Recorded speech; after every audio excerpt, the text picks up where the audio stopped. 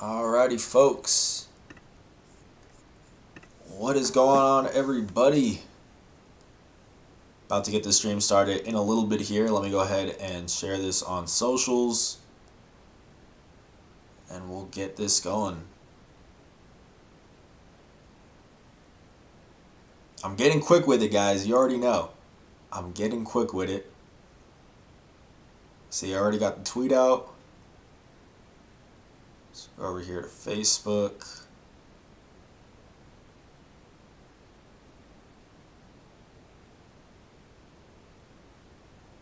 Bam, got that too. Oh, I'm too quick. I'm getting nice with you guys. Alright, but I think we're all set to go. Appreciate everybody for tuning in. Let's get this one started here. What is going on, everybody? This is Justin Martinez, aka Jade Sports Dude, coming to y'all live from my apartment. Hopefully you all are staying at your homes as well, practicing social distancing and staying safe during this pandemic, and I'm here to provide y'all with a little bit of extra entertainment. That's right, folks, it is time for the latest episode of Aggie Rewind, the series where I go back and rewatch New Mexico State's most recent game. And in this case, the Aggies split their pair of games against Seattle on the road this past weekend. It was a loss on Friday and then a win on Saturday. We're here to watch the loss, so I know it's not the one you guys are most excited for, but I appreciate you guys for tuning in. Either way, this was a 83-72 win for Seattle. And without any further ado, we're going to go ahead and get into this one, courtesy of NM Aggie Athletic Archive for providing the video. Appreciate them as always. Make sure to show them some love. And let's go ahead and get this one going, folks. Seattle winning the tip there. I did forget to do this one thing. I had to put the link on my bio so people could see it. There you go, cool. Alrighty. Hopefully everybody's having a good day. Doing well, staying warm. It's gotten pretty cold here. I was not expecting it, man. It's funny, I actually, you see the Aggies already getting some deflections there. It's funny, for those who don't know, my job before this was in Minot, North Dakota. And I drive a Camaro, which is a rear wheel drive, so not the best situation. So what I did when I was out there is I bought winter tires. And certain winter tires you can't have when it's not the winter because it can mess up the roads and stuff like that. But mine were fine. It was just a different tread. So when I moved here, I kept them on. And as of like maybe a month ago, as we see Grigsby with the bucket there, maybe like a month ago, I was like, you know, why do I still have these winter tires on? I'm just gonna swap them out for the factory ones that I got that came with the car. And so I swapped it out, and now sure enough, it's snowing now. So, so yesterday, I really didn't go anywhere because I don't trust my car to be on those roads. But yeah, I swapped out my tires at the wrong time there. As we see Wilfred Lakai getting a dunk, he gets the start here over Johnny McCants. It's the second game in a row that he's gotten that start. And Johnny eventually did return to the starting lineup in Saturday's game. Looks like they're going to be moving back and forth in and out of that first and second unit, just depending on the matchups. But as we see the three-point there by Riley Grigsby. Now, he actually didn't play in the two-game series against Dixie State the weekend before this. As we see Wilfred Lakai, a little heat check there. Yeah, he actually didn't play before this. It was an undisclosed reason. We don't know why he missed those two games. But heading into that series, he was the team's leading scorer, so obviously a very impactful player. We see Aaron Nettles knocking it down. But he did come in and play in this game and got off to a hot start. Really, the whole Seattle team got off to a hot start. For most of that first half, they were shooting at around 60% from the floor. New Mexico State was around there too. They both came out to a good start. We do have this one going the other way. Yeah, I wish I could have gone out to this one. Wasn't able to make the trip, so I covered it from here in Cruces. But we will be out there at the game, or the two games against Utah Valley and El Paso this weekend. So that is a for sure thing. And then we're going to see if maybe we can get out there to Stephenville, Texas the following weekend for the two games against Tarleton State. Darion Trammell with the bucket there. You're gonna hear his name a lot in this this stream. Had a really good game. Game high 22 points. He's currently the team's leading scorer. Also the leading scorer in the WAC and the leader in assists per game. So does pretty much everything for this team on offense.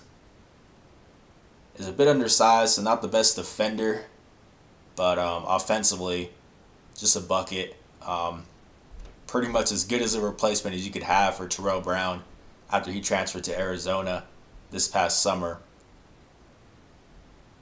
Brown was actually the leader in points per game last season in the WAC, and now they bring in this guy, Tremel, from actually the same school that New Mexico State's Terrell Brown was from, which was the city of San Francisco, I think, or College of San Francisco. Yeah, so that's pretty interesting that they're both from there. Clayton Henry with the basketball here, 13-4 lead for Seattle already. Tillman kicking it out to Henry. That one is up, and that one's good. Clayton Henry really finding his range these past few games. Struggled a little bit, or a lot of bit, actually, when he returned in that series against Grand Canyon. Shot 1 for 10 from distance, but since then, he's really been feeling it. One of the better 3-and-D players in the conference, without a doubt. Rare turnover there for Seattle. Satina takes really good care of the basketball. Normally going to win that battle with the turnover margins. But New Mexico State with the basketball now. Down by 6, 16-30 left in this first half. Appreciate everybody for tuning in. Hopefully you all are doing well, having a good day. Gilliard driving. He's going to get the foul here on Tremel. I didn't know if it was Trammell. I think I heard the commentator say one of them, but then the actual game announcer said the other. So I'm not sure. I'm pronouncing it as Trammell, but apologies if I'm getting that wrong. Look at Jabari Rice there. Said after that game against Cal Baptist that he was at 70% strength after suffering a left heel injury. But he looked good in this series, as you would expect from Jabari Rice, so it would appear as if it isn't hindering him too much. Speaking of injuries, though, we do have a little bit of an update. This is from Saturday, so it's a couple days old. But in case you haven't heard already, Jason King is going to have season-ending shoulder surgery.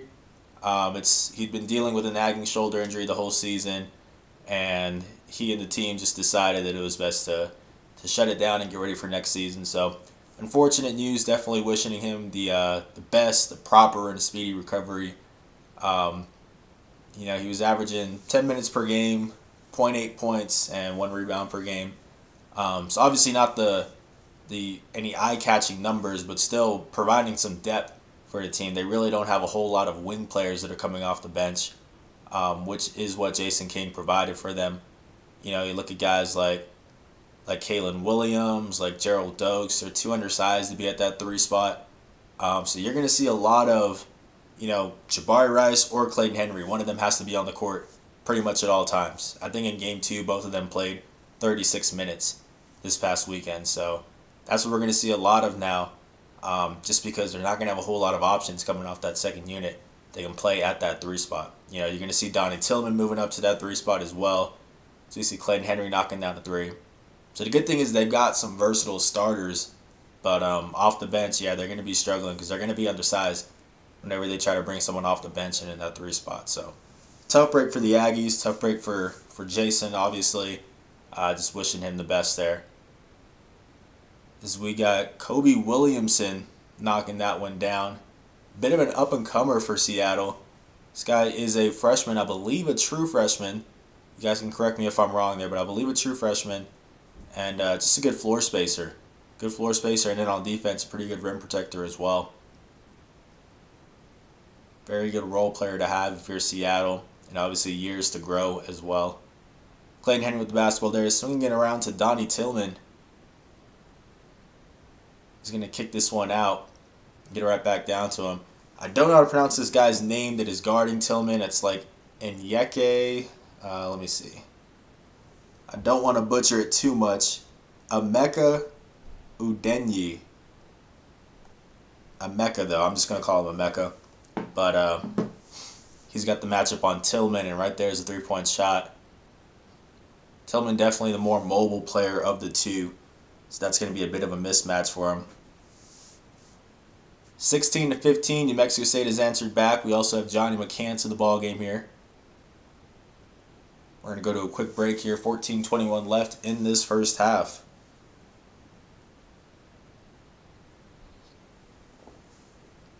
Got a lot of good stuff coming up this week for Aggie coverage. Still haven't decided who the Sun News Spotlight player is going to be. It's a weekly series on lcsunnews.com that I do where I pick a player on the team, breakdowns, kind of just everything that he brings to the table. I take a look at like film, some of his best plays from the season, all that kind of stuff. Still not sure what it's going to be for this week. I think I'm trying to decide between Clayton Henry or Donnie Tillman. I was probably going to write the article, honestly, after this live stream. So we'll see which one that's going to be. But either way, that'll be Wednesday at noon, most likely, around that time. Wednesday, we're going to have our Straight Shooter podcast, as always. But we're going to have a couple of guests. Still trying to get a confirmation with Donnie Tillman. We have a time that's set, but we're just trying to get it confirmed for tomorrow to interview him. So hopefully we'll get him on the podcast. But we'll for sure get Kyle McDonald on Whack Hoops Digest. We're going to get him on the podcast to help preview the Utah Valley game. If you guys don't know about Whack Hoops Digest, you probably do, but pretty much they cover all things Whack. But he specifically, I don't know if he's a Utah Valley alum. I think he might be, but he's a Utah Valley fan at the end of the day.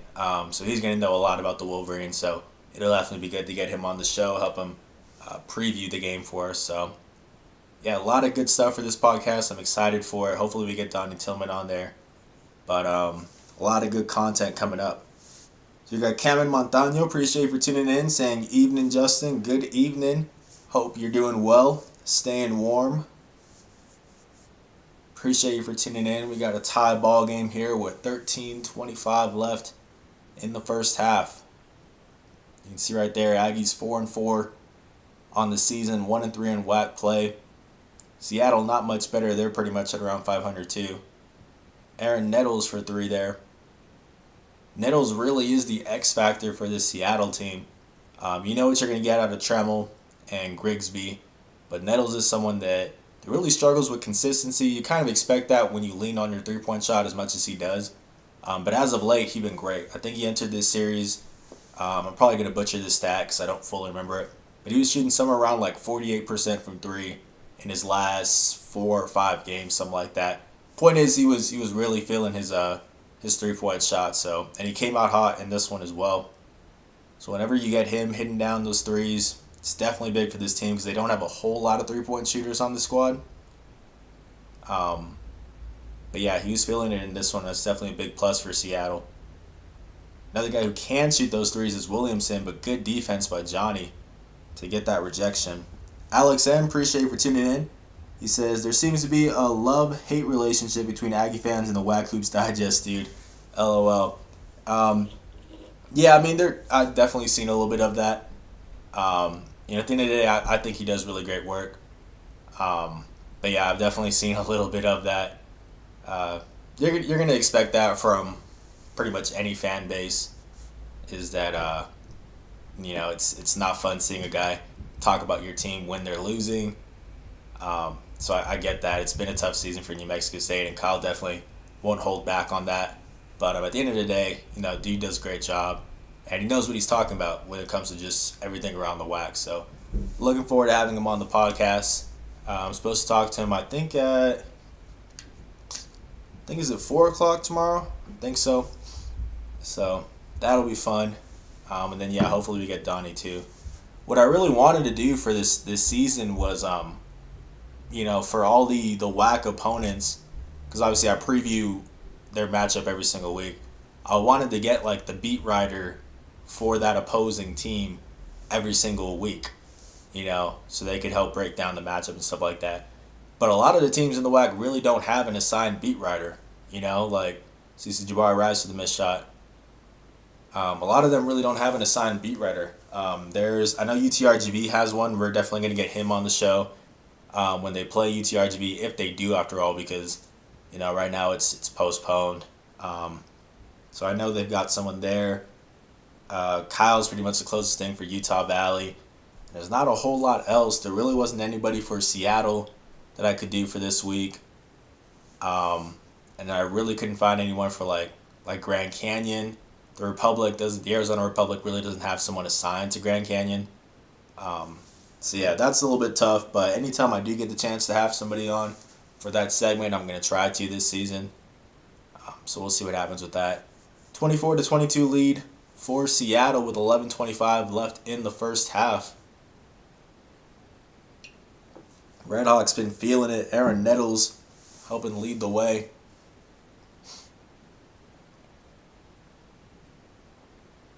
So we see McNair at the free throw line. Starting to check into these games earlier and earlier.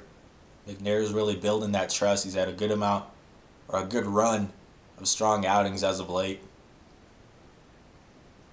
They're going to need him in this upcoming series against Utah Valley too. Fardaws Amok is going to be the name that you're going to hear a lot in that series. He's the nation's leading rebounder. You see a wild shot there by, not sure who that one was. Nation's leading rebounder. He's averaging like 16 and 16 pretty much, which is ridiculous. Jabari Rice drawing the foul there. He's 6'11". Evan Cole, I think, is 6'10", coming off the bench. So Utah Valley has a lot of size. It's going to be tough for a guy like Johnny McCants at 6'7". Wilford Lakai, even though he's 6'9", not the strongest guy, and guys like Fardaws Amok are really strong. So definitely going to look for William McNair to provide some valuable minutes off the bench. So we see Jabari Rice trying to give New Mexico State the lead here. Ties that one up. He's got one more on the way. But it's going to be a good series, though. Looking forward to it. Glad it's in El Paso so I can get to go out and cover it in person. Not sure if Kyle and the Whack Hoops Digest crew will be able to go out to that, but we'll see. I'm blanking on the other person's name. Tyler, I'm forgetting. I think he's a student at Utah Valley or something like that. I'm not sure if they're going to go. They've been traveling out to some games, though. We'll see what happens with that. Kobe Williamson with the basketball here. Gets it out to, was that a Mecca? I don't know if it was. I should have the roster pulled up here. There's a couple guys that I don't know their full names.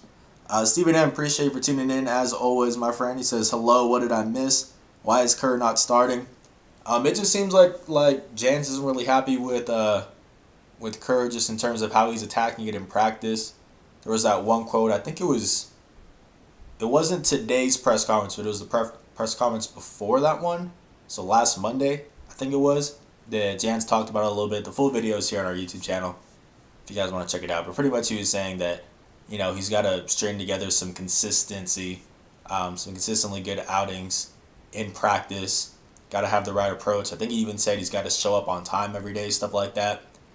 So it would appear as if it's not anything injury related that's holding him back. I know he had that bruised tailbone for a little while, but it just seems like he still has to gain that trust from Jan. So that's why we haven't seen a whole lot out of him as of late.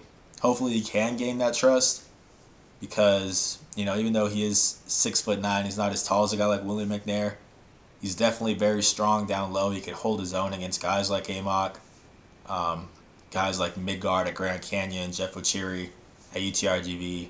I've talked about it before, but all the best teams in the WAC have really imposing big men, even like Cal Baptist or Gorjak Gak, who we saw last weekend. So New Mexico State is definitely going to need guys to step up that 5 spot because anytime you go up against those teams, you better believe they're going to try to exploit that matchup every single time at the 5 spot. So hopefully Mayan Kerr can get some more minutes, some more PT when it matters, because right now it's just garbage time minutes. We'll see what happens with that. 26-25, Seattle. Just under 10 minutes left in this one. Donnie Tillman with the basketball, getting it out to William McNair. Bit of an awkward lob there to Tillman, but he does come down with it. Good find there, swinging it around. That one is off, though, by Jabari Rice. Kalen Williams getting some early PT as well. He's someone that very quietly had a good pair of outings here. Didn't really rack up a whole lot of points, but I thought especially in Game 2, As we see C.J. Roberts, speaking of production off the bench, knocking it down. Especially in game 2, I really like Kalen Williams' work on Darion Trammell. Thought he just did a really good job of contesting without fouling, ball denial, just all sorts of stuff, you know. So yeah, he's starting to get a bigger role as well. I think he averaged something around like 15 and a half minutes or 16 minutes per game in these 2 ones. Getting it out there to Tillman. It's a bit of a rare 3 for Tillman. Doesn't shoot a whole lot of those. But you can tell he likes that matchup that he has there. It's really tough to match up with him at the 4 spot because Tillman pretty much is a guard in a forward's body. As we see Nate Robinson with the bucket. Appreciate everybody for tuning in as always. Hopefully y'all are doing well. As we see C.J. Roberts, bit of a wild shot there. Getting it out here to Robinson. Tough matchup here for C.J. Roberts, but he's going to pass up on it. 15 on the shot clock. Swinging it around. And let's see what we got here. I do have it on mute, guys. I got to emphasize that every game, so every now and then I'm going to be a little bit lost with what's going on. But it is going to be Seattle basketball here. I saw this thing that Seattle was doing where it's, I guess you pay like $30 or something like that to have a bear in the stand for you that has your name on it or something. You see Grigsby drawing the foul. It's a pretty good chunk of money. That's a lot of bears there in the stands. I don't know. I think they have it on this other side of it too. That's a pretty cool idea that they have. 31-30 in favor of Seattle. Just taking a look at this Seattle roster because there are a couple guys whose names I don't fully remember here. Okay, cool.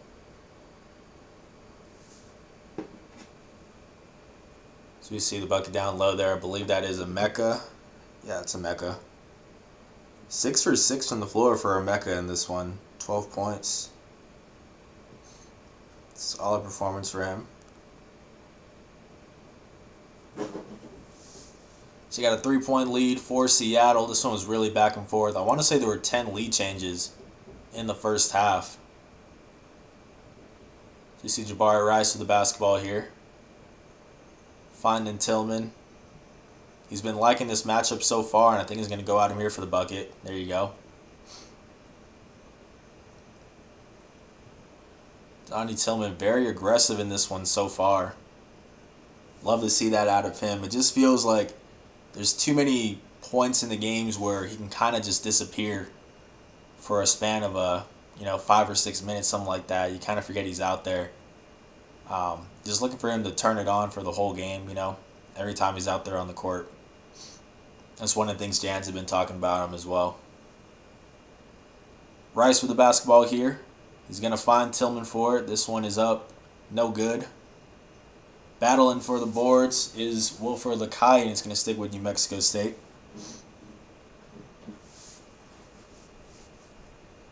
(36-32) in favor of the Redhawks.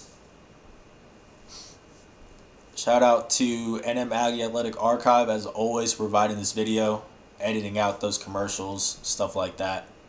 Always appreciate it from them. Tillman with the basketball here. Swinging it around to Lakai, back to Rice. Down low to Tillman. He's going to draw the double this time. 1 second on the shot clock. He's going to have to put it up. No good. Battling for the boards. And that's going to stick with New Mexico State here. This guy's name, I think it's actually spelled R-I-P, right? It's Rip Economo or something like that. This guy for Seattle. As you see, Evan Gilliard, nice control around the rim.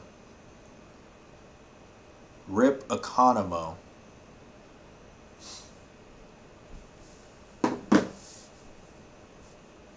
Mecca with the ball here. Nice backdoor find to Darion Trammell. Not the biggest first half out of him, but the second half is where he really just started to pick apart New Mexico State's defense. We're going to see that here. We still got 5:45 left in this first half. Aggies down by 4. Getting it to Clayton Henry. Now Wilfred Lakai.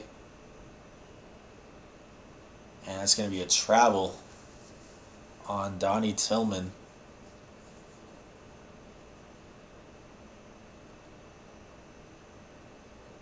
McNair checking into the game here.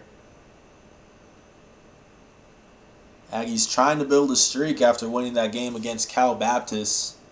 It's interesting. Jans had said that he said on Saturday after the win over Cal Baptist that he had a gut feeling that his team was just going to attack it in practice that upcoming week leading up to this series. They had 3 practices between that Saturday game and this Friday game. And he said the first 2 practices in Cruces, they were some of the best practices that they've had that season. He felt like they were really attacking it. But then he said for some reason when they got there to Seattle, I believe on Wednesday, and they had their practice over there, he said it just felt different. He said that it almost felt like, I'm paraphrasing here, you can check out the full press conference, I just uploaded it today. But he said it almost felt like they were just kind of saying, we're going to win because we're the Aggies. There was almost a little bit of cockiness from them, which is a bit surprising, especially considering, they're entering this 1-3 in the WAC. They should be the ones that are hungry. But you could tell in this first half they really just didn't settle in defensively like you would expect them to. As you see Gilliard with the drive and one. Nice finish by Gilliard. Yeah, the offense isn't a problem. You could just tell they couldn't get a stop defensively for the whole game. And that's really surprising. That's normally something they're going to lean on. They got beat on the boards as well. That's also something they're normally going to win. And they should win against a team like Seattle. Seattle isn't particularly good on the glass. But yeah, a bit surprising that they really took a step back in this game when a lot of people, myself included, were expecting them to really kind of run with that Saturday win and start to get a streak together. Credit to them for bouncing back in game 2 here. But at the end of the day, split isn't what you're looking for when you're coming out here. Dan's just saying that too, that he was expecting to go out there and get their first sweep of the season, and it just didn't happen. Stephen M. wearing UT gear while watching NMSU game.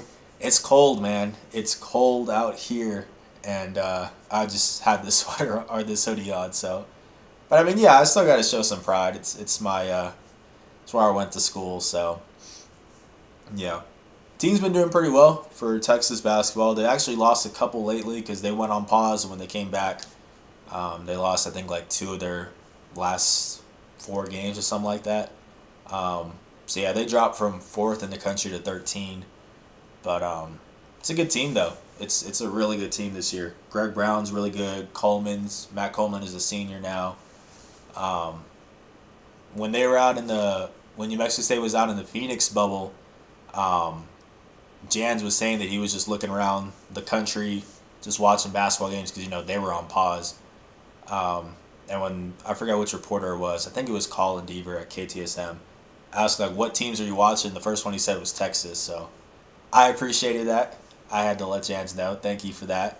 But yeah, no, they got a good team this year. I try to watch as much as I can, but honestly, when college basketball season's going on, it's really just New Mexico State stuff. I really don't have time to watch any college basketball games. I try to watch some NBA games, but not a whole lot of free time these days when the season's going on, which is fine. It's always fun getting to cover this stuff. So we see the foul here. Alex M says, I think everyone thought this would probably be an NMSU sweep. Would have been good for the young guys like Watson and Dokes to get more PT. Yeah, I mean, I predicted it was going to be a sweep. At the time I felt a little bit stronger about it just because I didn't know if Grigsby was going to play or not. But even if I knew he was going to play, I probably still would have picked the sweep. Because, no disrespect to the Seattle team, but they're pretty much around an average WAC team. They're actually in the lower part of the standings in points per game, points allowed, stuff like that. This isn't an exceptional Seattle team by any means. So I thought they were going to get the sweep. Definitely is disappointing. But it would have been a lot worse had they not responded on Saturday for sure. So that's at least something.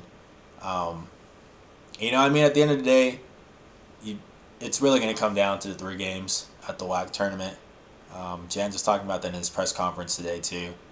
That as much as you don't want to say it is, because you want to say treat every game like the Super Bowl, at this point it does come down to just making sure you're ready for that WAC tournament. So we'll see how they do these next few games. This one against Utah Valley is going to be really big. It's going to be just a measuring stick for them because Seattle's one of the biggest threats. So Utah Valley's one of the bigger threats. So we'll see how they handle it. So you see a loose ball here, but with Watson and Dokes, it's going to be a gradual thing, especially for Watson since he hasn't played, or at least until he made his debut, he hadn't played a game in 2 years. It's going to take him a little while. And just in general,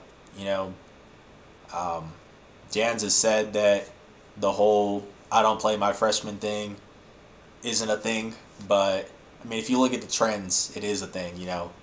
They don't tend to get a whole lot of PT in their first season, so that's kind of to be expected.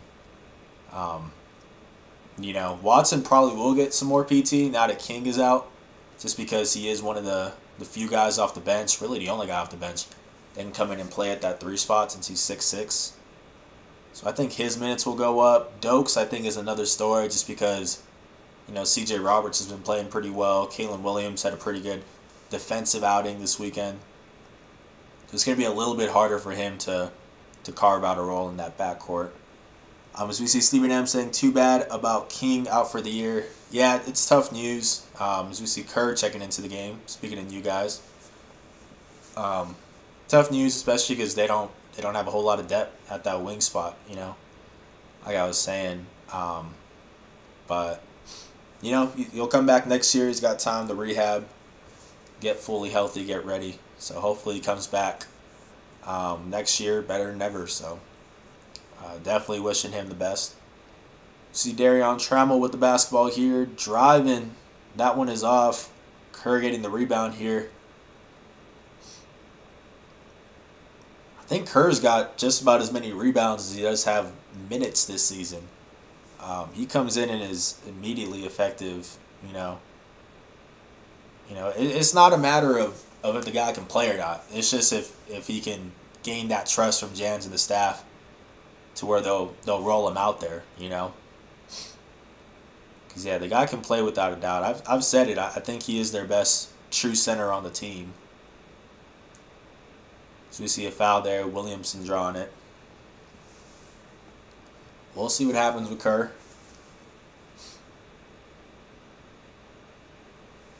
The freshman going to the line here. From Melbourne, Australia, I believe. The Aussie.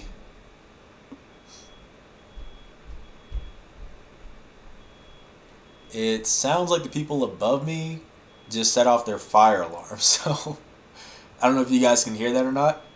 I'll shut up for a second here so you guys can try to hear it. I don't know if you guys can hear that or not, but yeah, I don't know what they're doing.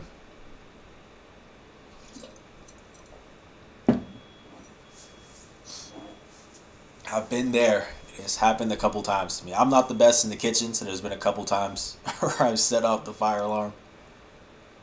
As we see the free throw there, that one will tie this one up with 2:15 left in this first half. Appreciate everybody for tuning in, especially when it's an Aggie loss. I really appreciate you guys for tuning in for these. I know going into it that the wins are going to get more views, but thank you guys for keeping me company on these. So I'm not just talking to myself. As we see Robinson with the bucket, I believe. Yep, Nate Robinson. 43-40 in favor of Seattle.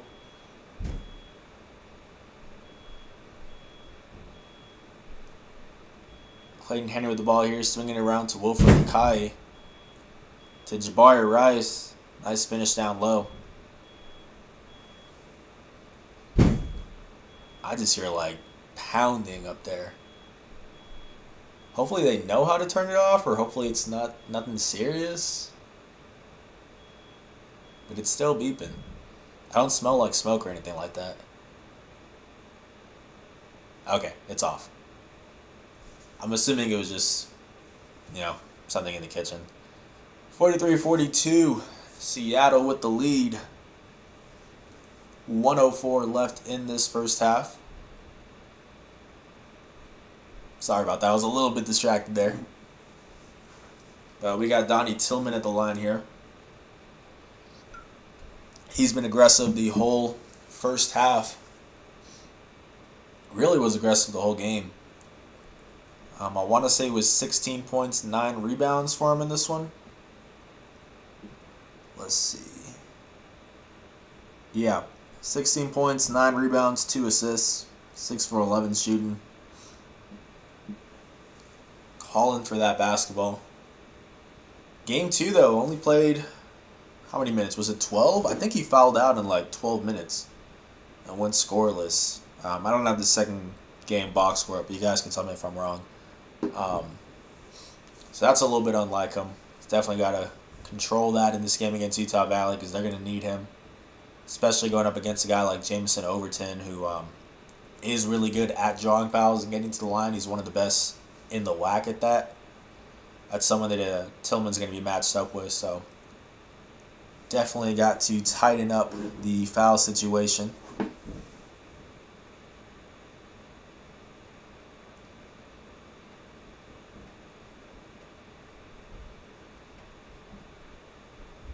Sorry about that, guys. Messaging the editor. Volleyball put out a press release for their game today, so just asking my editor if he could publish that.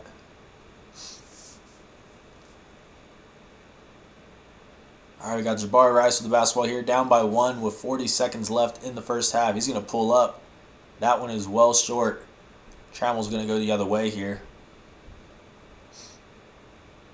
He's going to slow this one down.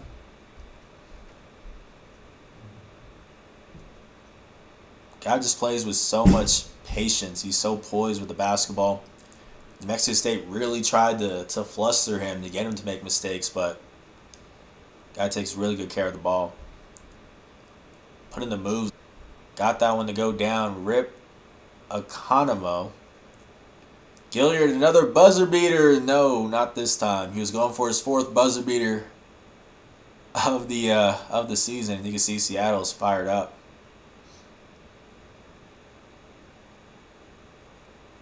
It just seems like Trammell makes the right play pretty much every time. The fact that the guy's only a sophomore is ridiculous, and that he's coming straight out of a community college, But the way he's playing, he's the best point guard in the WAC right now. I think it started off as Javon Levi, but he's been dealing with injuries, so we haven't really seen him at full strength this season. But Trammell's been doing his thing. Leader in points per game, in assists per game. Really good assist to turnover ratio too. Solid defender. So we see Jabari Rice getting into the lane for the easy bucket. Yeah, a lot to like about Trammell. Definitely a good replacement for Terrell Brown, who I think is playing pretty well at Arizona. I haven't followed him too much, but I've seen just a couple of outings from him because I follow the people that cover the team, and I've seen them like tweet about him and stuff like that. But it seems like he's doing well out there, so that's good to hear. Donnie Tillman with the basketball here, getting it into Evan Gilliard. First minute of this second half here. Wilfred Lakai starting off the second half. Same as how we started off the game. Clayton Henry 3-ball, no good. Donnie Tillman somehow getting the rebound over all those white jerseys. And Nettles almost gets the save there, but that one's going to be out of bounds. Running into Coach Owens there. Or was it Coach Owens? Maybe Coach Barker. running into that crowd.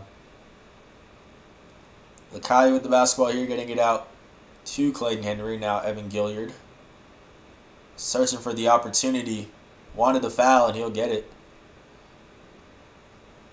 And that is 3 fouls in 63 seconds for Emeka Udenyi. I need to call him Emeka. I'm gonna keep messing it up.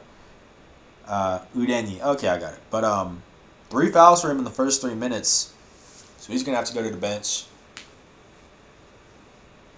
New Mexico State went 8 for 8 from the free throw line in the first half of this one, so you can see already they're trying to get into that lane, get to the free throw line, because that's been working for them so far. Although that free throw is off, and you can see Udenyi going to the bench for Henson, I believe, Darren Henson. Got to double check that. I think he's a Washington State transfer. Yeah, Darren Henson just came in this year.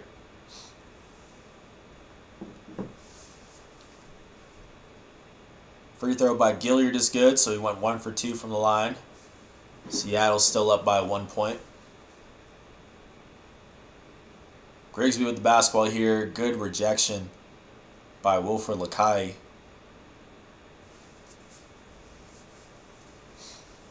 Are they going to call a foul on it?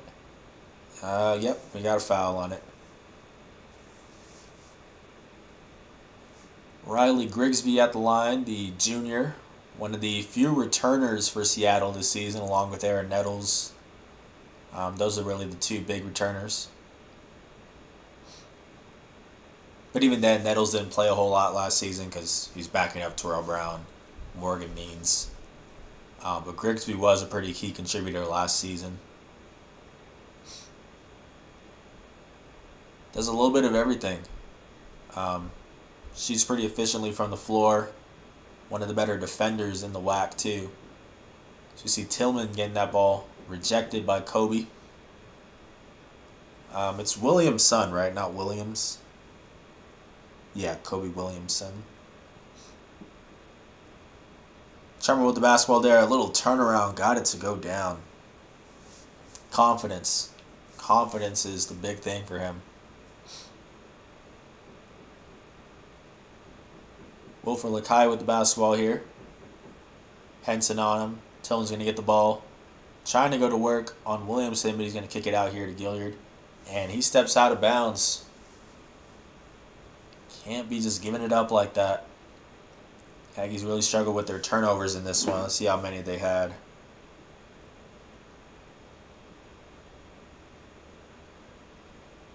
"12 turnovers in this one. I guess not too bad, but Seattle did convert that into 16 points. So that's what Seattle does. Not the most high-powered offense, but their defense really generates their offense. So anytime you're turning the ball over, you're really feeding into that for them. 5-point lead for the Redhawks. Trammell set to inbound. I guess he's got to be, what, like 5'9"? Because Gilliard's 5'10", and them standing there, it looked like Gilliard was a little bit taller. I guess around 5'9". Scrum for the basketball there. Henson comes up with it and calls the timeout, so it's going to stick with Seattle.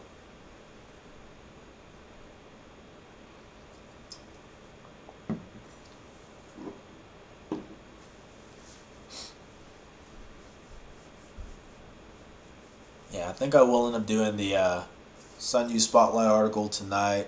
I still don't know if I want it to be on Clayton Henry or Donnie Tillman. I'm leaning towards Donnie Tillman. We'll see. I'll let you guys know tomorrow for tomorrow's live stream if you join me for that.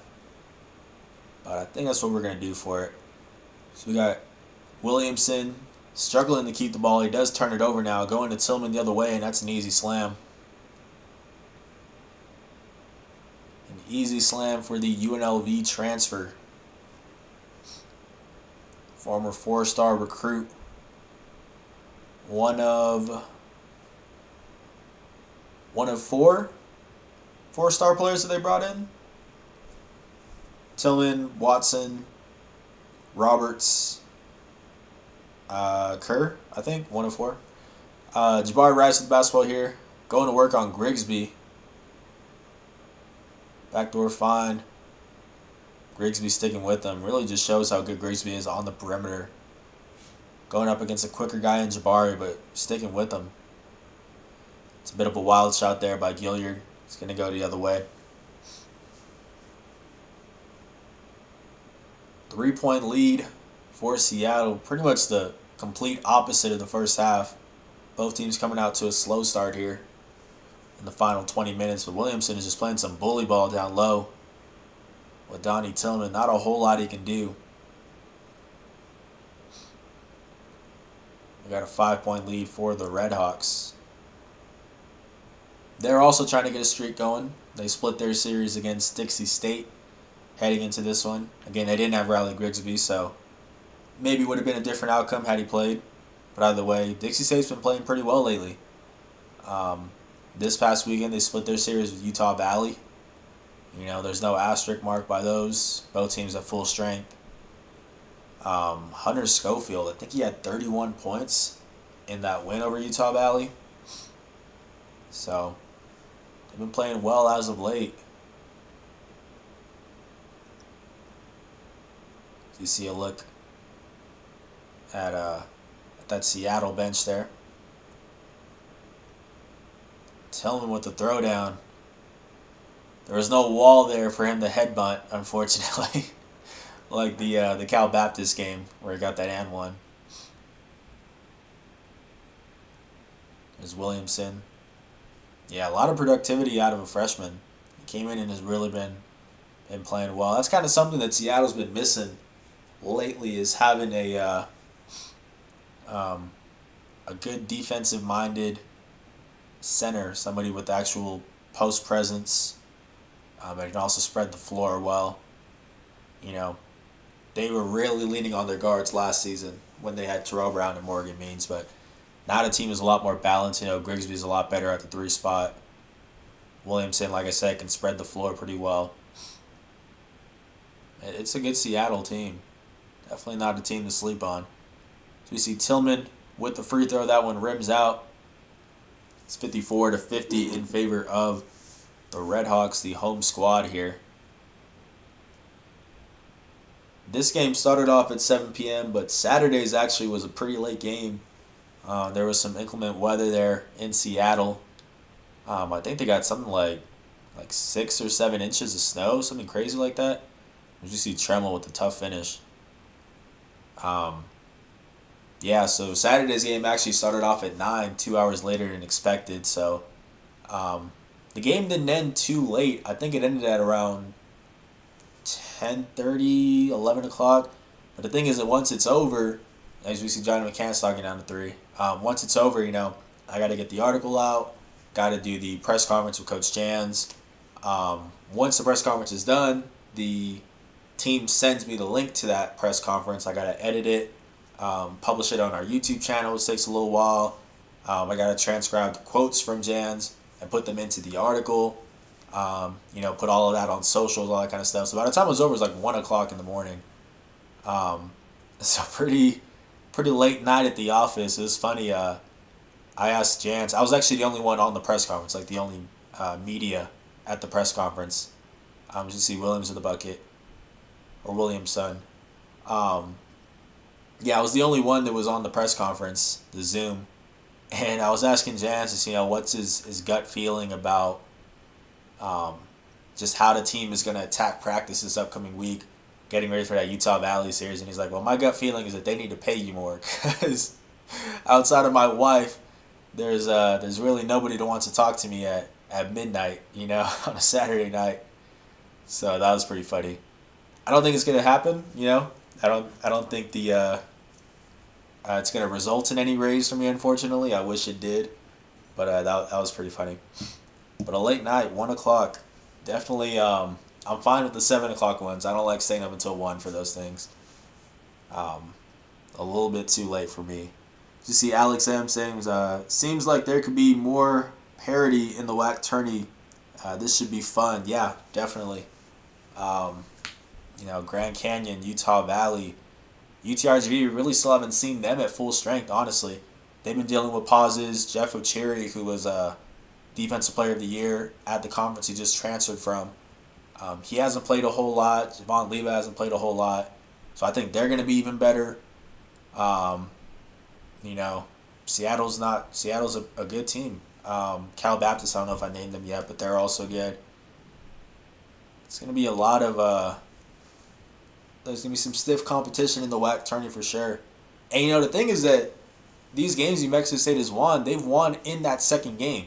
Good for them for bouncing back and all that. But you're not getting those second games at the WAC tourney. It's winter you go home. Like, winter your season's over.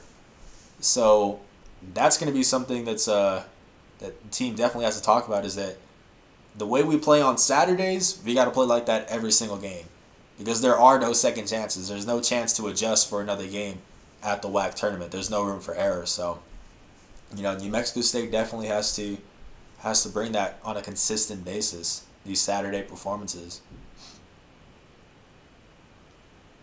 As we see Seattle starting to extend the lead here, 62-53, with 12:51 left in this contest. Appreciate everybody for tuning in, as always. Hopefully you all are doing great. We are rewatching Game 2 tomorrow at 7 p.m. Mountain Time, same time as always. So hopefully you guys will join me for that one as well. That one was a New Mexico State win, 65-58 in favor of the Aggies. So hopefully you guys will join me for that. And then also just stay tuned for the rest of the coverage coming out this week. We got our Sun News Spotlight series. This is going to be on Wednesday on lcsunnews.com.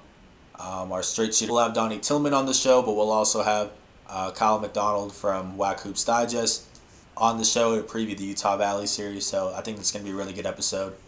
That'll be here on our YouTube channel, SoundCloud, Apple Podcasts, pretty much everything.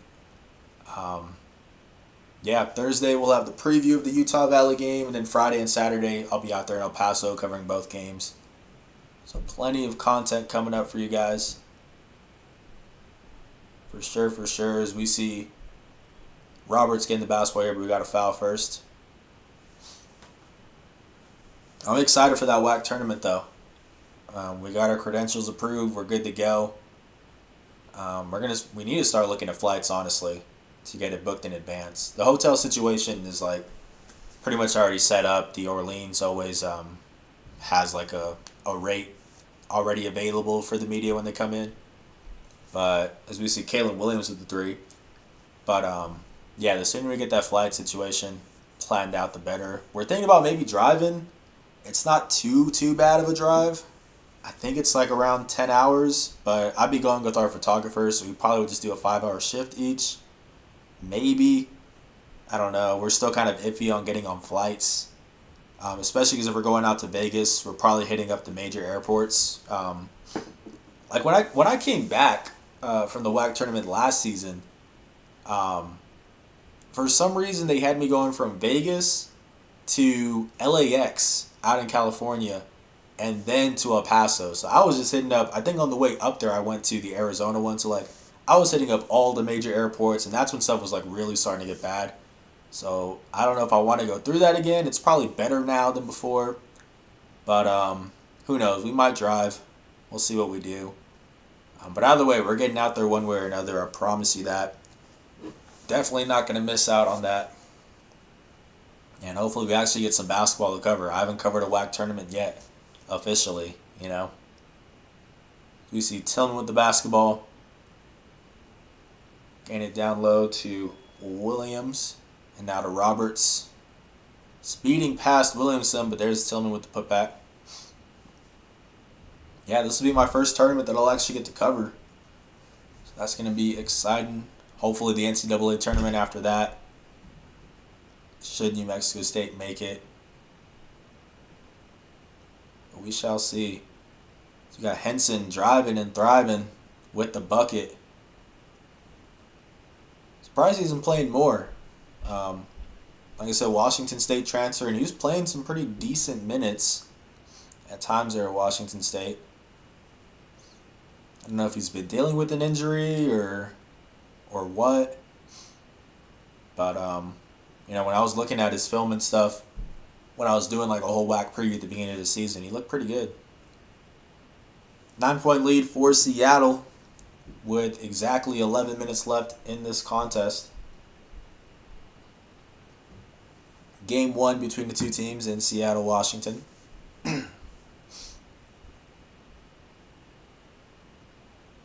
Aaron Nettles with the basketball here. Kalen Williams defending.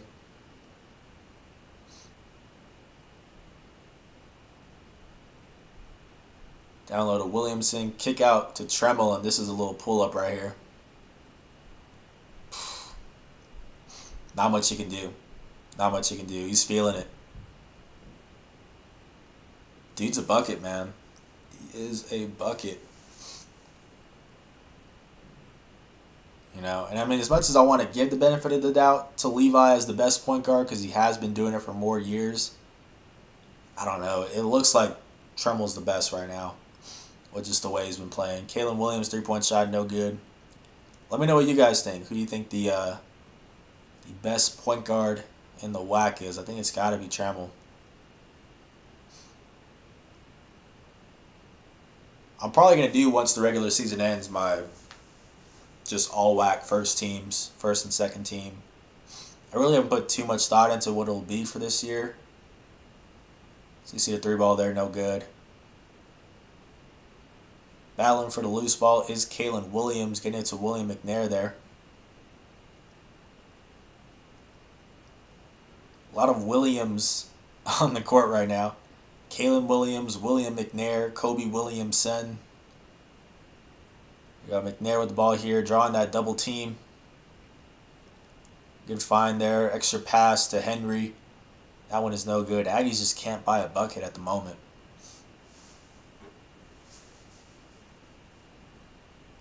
Tough break for New Mexico State so far.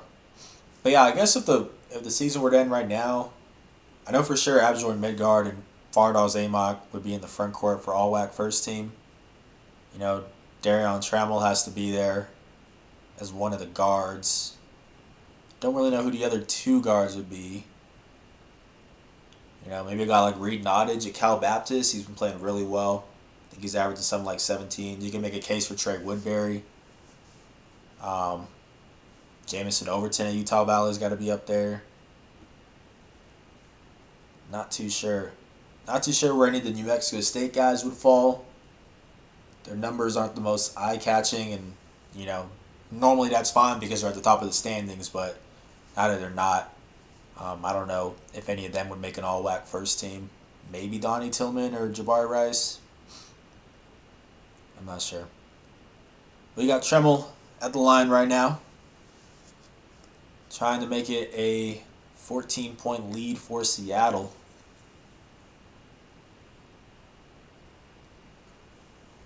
The sophomore guard, first year Red Hawk.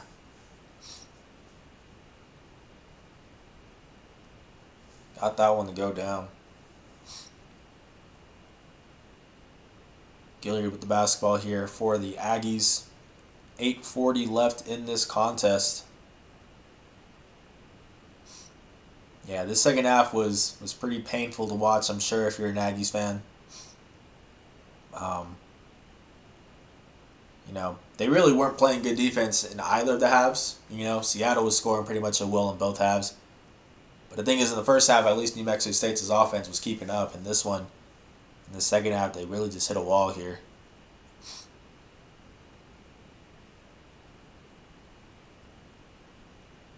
So we got Grigsby with the basketball here. Capable of walking it up the court. Nettles with the 3-point shot. He's capable of knocking it down, and he does. Yep, definitely dangerous when he gets his rhythm going, and New Mexico State's going to call a timeout. Trying to stop the bleed, and it's 75-58 in favor of the home team right now. You see a look at Tremmel there, playing a big part in it. Not a really deep Seattle team. I feel like Tremmel's been out there the whole game. Grigsby pretty much the whole game. That's why, like in game 2, when Williamson got into foul trouble, I think he got his 4th foul.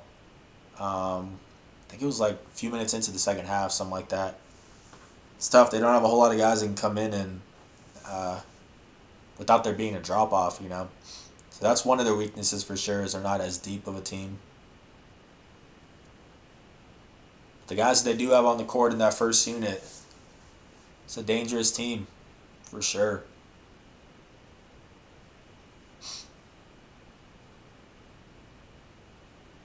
So you see Donnie Tillman, bit of a quiet second half for him. He's pretty aggressive in that first half.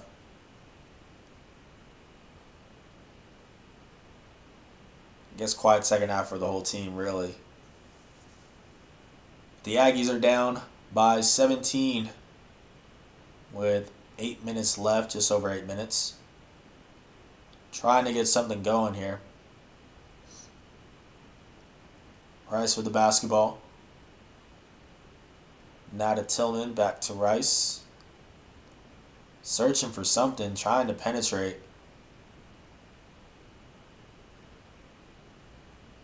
Good rotating by Seattle, but that is an open shot. Still no good. Another tough fall for Johnny, man. He had that really tough fall in, was it game 2 against Cal Baptist? One of the games with Mark Carbone, who was boxing out, made him fall pretty hard on the deck. That's another pretty tough fall there, and he's slow to get up. It's my neighbor's garage, guys. I apologize if you hear that. You see Johnny looks like he's holding his lower back there.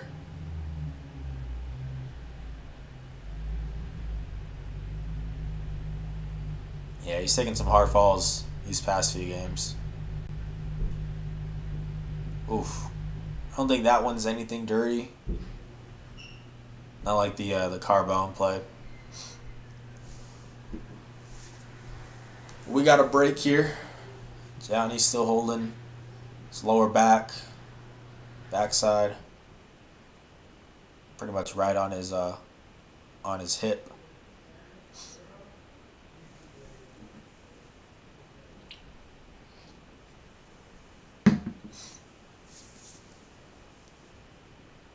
Guess they're reviewing it. It looks like I do have it on mute. I gotta say that every time, but I guess they are reviewing it. Tough stretch of games for Seattle. UTRGV twice and then GCU twice. That's tough. Be interesting to see how they handle that stretch there. At UTRGV, I know UTRGV hasn't played in a little while because passing of their head coach, Lou Hill. It's terrible news, man. Obviously just came out of the blue. He had just coached recently before he passed away. Thoughts and prayers going out to his family, the UTRGV family. But yeah, the team hasn't played in a little while. They didn't play this weekend, this past weekend. So we'll see how they come out. They haven't played a game, I think, since February 6th or something like that. I guess the weekend before that. So we'll see how they come out. But players have already said they want to play as many games as possible this season, in memory of their coach. So that's good to see. We'll see how they handle that series against Seattle. It's going to be a tough one. And then Grand Canyon. Grand Canyon's playing really well, too.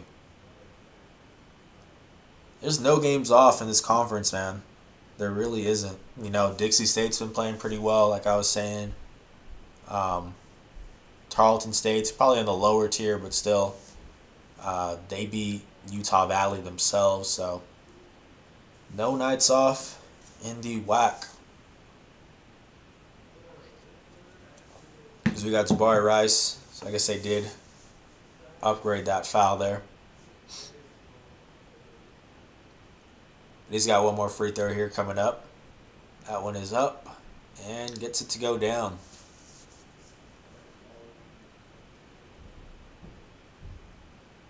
He's still got time here, but just haven't been able to get anything really going here in this second half. Remember, we're going to be watching tomorrow's game as well at 7 p.m. Mountain Time, so make sure to tune in for that. That one was a New Mexico State win, a much better defensive performance for the team. A lot better on the glass, especially the offensive glass. That's going to be New Mexico State's bread and butter It's really no different from what it has been. It's going to be setting the tone on defense, crashing the glass. Um, they've got the guys to do it. You know, it's not the tallest team, but everybody can contribute on the glass. You look at Jabari Rice, Clayton Henry, they can. Johnny McCants is normally good on the glass. Donnie Tillman, William McNair. They've got guys that can do it. It's honestly just a matter of consistently going out there and giving your best effort. As you see Donnie Tillman with the spin and the finish. 14-point lead for Seattle so far. 6:35 left in this second half in this game. As we are here in Seattle, Washington. 3-point shot off by Aaron Nettles. New Mexico State going the other way here. Henry with the shot. Top of the arc. No good. Jabari Rice fighting for the board. Good hustle there to save it. Bouncing it off of Riley Grigsby. Yeah. When you talk about guards that rebound, Jabari Rice about as good as it gets there. Clayton Henry as well. Clayton actually had a game-high 10 rebounds in that second game. And I want to say 4 or 5 of them were offensive rebounds, something like that. Yeah, he did really well on the glass. That's kind of why I think I want to feature him on the Sun U Spotlight. I'm still not sure, but I think I might feature him. Speaking of Henry, kicks it out here to Gilliard, swinging it around. A one-legged fadeaway there. You can tell when the Aggies go on these cold stretches, it's really just their inability to penetrate, to get down low.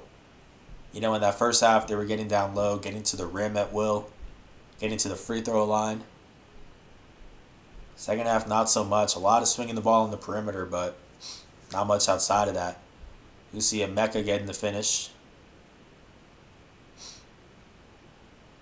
Seattle's feeling themselves right now. 77-61 lead with 5:35 left in this contest.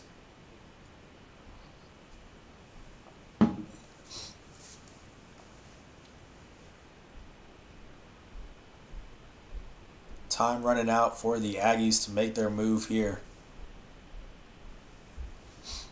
Like I was saying earlier, it's just the fact that this team can go from losing by, I think it was 11, to winning in game 2 by, 7 points.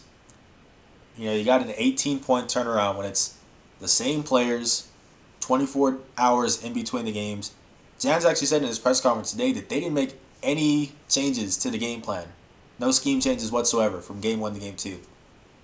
And for it to be an 18-point difference or turnaround, it clearly says it's just a matter of effort at the end of the day. It's all the pauses, the games that have been canceled, like that's out the window at this point. We've already seen last weekend that New Mexico State can win games when it beat Cal Baptist. You can't use that excuse anymore. At this point, it's just a matter of New Mexico State coming out there with that hunger. Or are they going to come out there thinking they're going to win the game because they're the Aggies? They just need to play the way they do on Saturdays all the time. That's just what it comes down to. But a 16-point lead for Seattle with 5:30 left in this contest. Jabari Rice driving, searching for someone there. Is he going to find, is that Donnie Tillman down low? It is, but it's going to go Seattle's way. Riley Grigsby now set to inbound the ball. I do wonder what caused Grigsby to be out, though, for both games against Dixie State. He looks fine right now. I haven't noticed him limping or anything like that.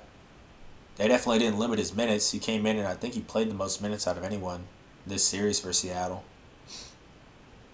So I'm not sure what that is. Again, if they had a beat writer in that town, then maybe we could have found some more info, but I couldn't even find an article written about him. So I don't know what that was about. As we see Sherman with the dish, getting it right back. Mid-range shot, well short. But yeah, he looks just fine here, and obviously he's a game changer for them. Especially for a team that doesn't have a whole lot of depth. So we see the foul being called there. Appreciate everybody for tuning in. If you guys are enjoying this live stream, please leave a like, subscribe if you haven't, turn on post notification bell so you can get notified anytime we go live or upload a press conference or a straight shooter podcast, anything. It'll notify you guys. Yeah, appreciate if you guys can do any of that stuff. Just helps the channel grow. So thank you as always. 16-point lead for Seattle. Johnny McCants, the Las Cruces native at the line here, gets that one to go down. 15-point deficit for New Mexico State with 4:43. Aggie's just never really able to settle in defensively in this game. 77 points for Seattle, or what ended up being 83. This is a team that was in the lower portion of the standings when it came to points per game.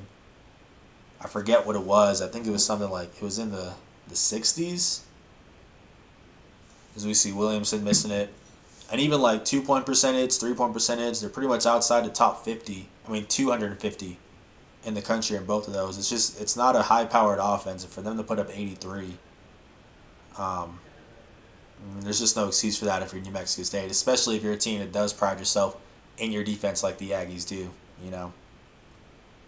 But, yeah. They're averaging 73 points per game now after these outings, but I think it was closer to the high 60s before this. Just can't have that happen. Not going to win a whole lot of games when you're allowing 83 points if you're in New Mexico State. Donnie Tillman at the line here. This one is up. No good.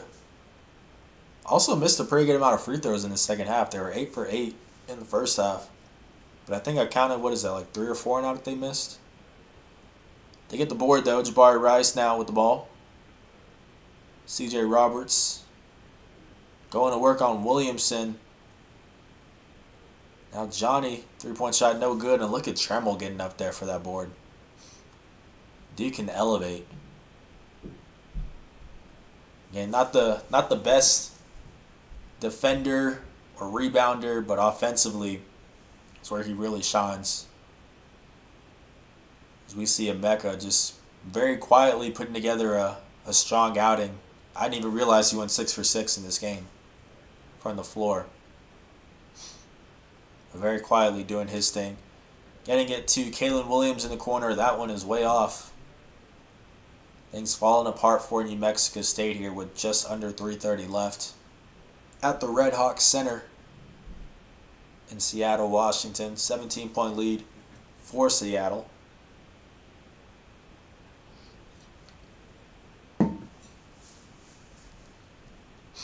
Trammell with the basketball here. Drawing that double team. It's going to be a kickball on Johnny, I believe. Once this game is over, I'll look over the final stats and then I'll pull up the quotes from the game, which is just quotes from Coach Jans. Let me go ahead and get that ready. But we will have that pulled up and then we'll get out of here. And tomorrow we will have game 2.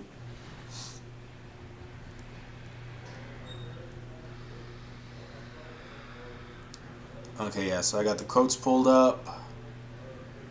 Got the stats. We'll have all that good to go. Still got 3 minutes left here in this one, though. Tremble somehow getting out of that double team. This is going to go the other way for New Mexico State. Sorry about that, guys. I don't know if you can hear, but looks like our neighbors in the garage here, they're driving out. Emeka with the basketball gets it down low and finishes 81-65 in favor of Seattle.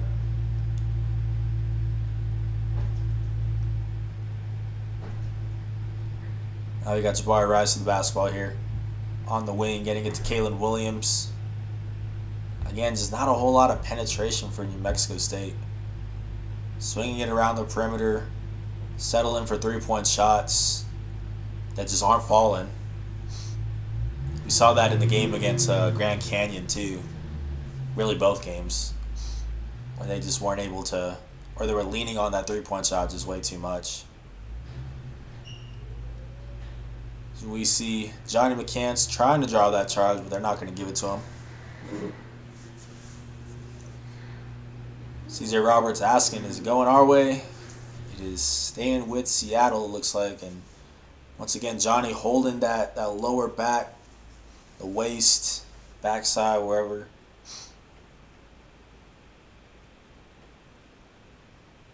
Yeah, he took a very hard fall there earlier in the second half. Took a hard one last weekend against Cal Baptist. You can tell he's definitely shaking up a bit. Look at Marcus Watson there. I guess he's going to be checking back in now, possibly.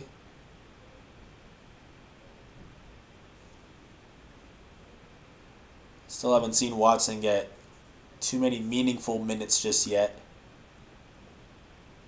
Yeah, and he hadn't played a game in 2 years leading up to his debut, so it's going to be a little while until he starts to ramp up his production. I know there's a lot of Aggie fans that have been saying they want him to start right now, but it's going to take some time, I think, with him.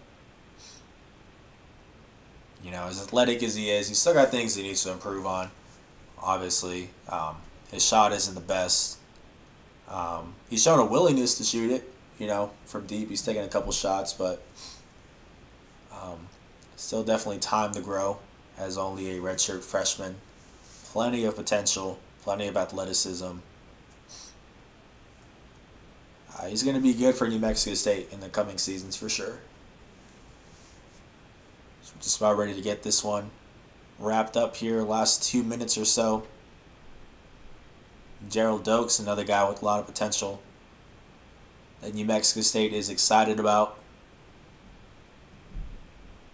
The Spire Basketball Academy, or former Spire player. Lakai with the shot, no good. Kerr also in the game here.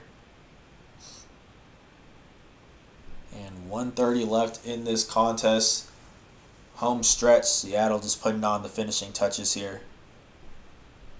Really, the 83 to 72 score wasn't a good indication of just how dominant Seattle was in the second half, especially. You know, New Mexico State chipped away at it a little bit here as they go on a 7-0 run to end it. But yeah, it's a tough loss for New Mexico State, especially after looking good on Saturday against Cal Baptist. Jan just saying in his press conference today that, you know, he was absolutely shocked that they didn't come out and play better than this. He was expecting them to really start to turn things around.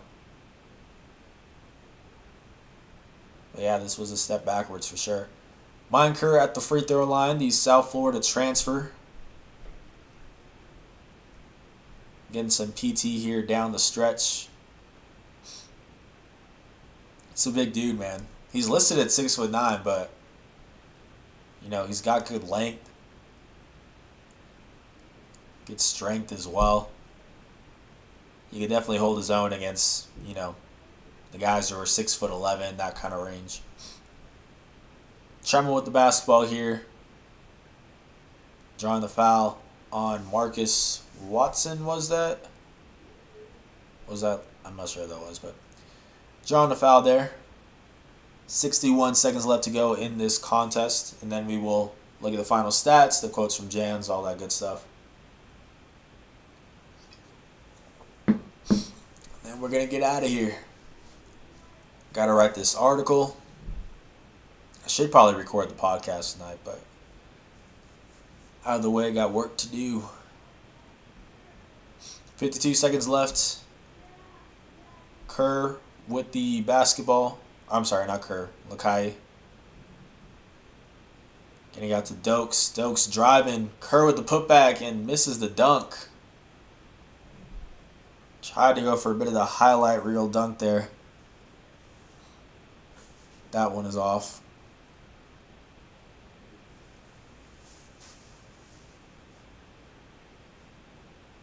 And he's going to be at the free throw line again. Look at Aaron Nettles there. Good outing for him. Good string of outings. He's been playing pretty well as of late. Yeah, when he's hot, he's a difference maker for this team for sure. Probably the biggest X factor on the Seattle team. Just because Tremmel and Grigsby are so consistent. Kerr with one more free throw here. This one is up, and he gets it to go down. 13-point lead for Seattle. New Mexico State pressing here.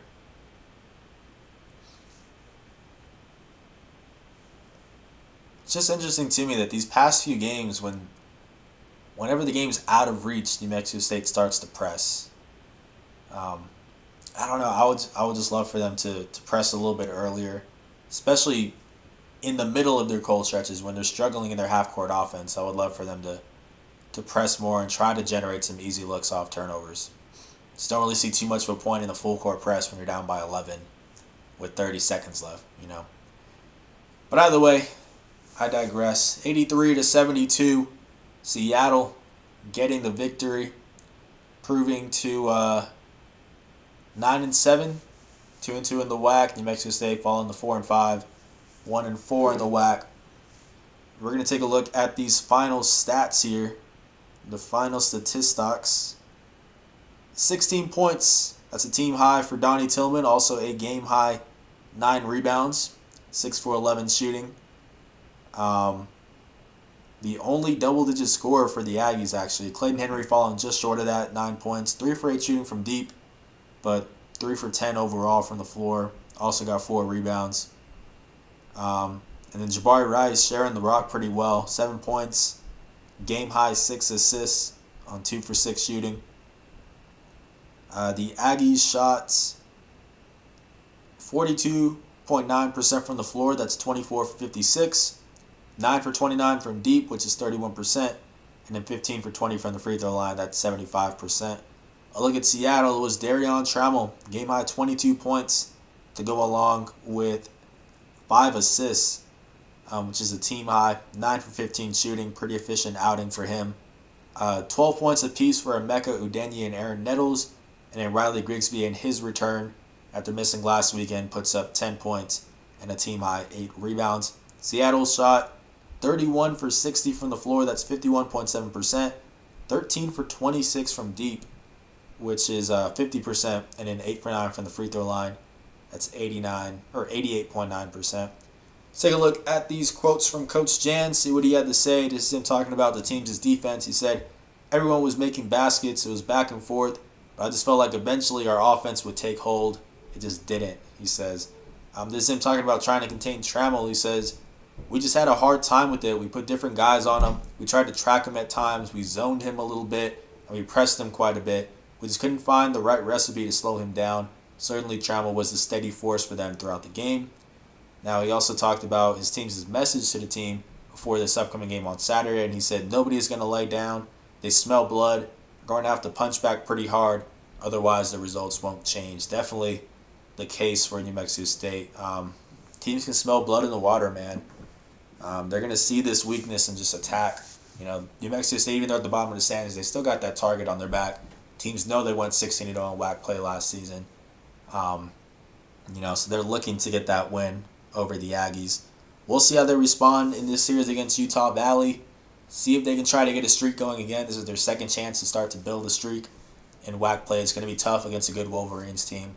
I'll have the preview for that series on Thursday on lcsunnews.com. I'll also preview it on Wednesday on Straight Shooter. That's 5 p.m. Mountain Time.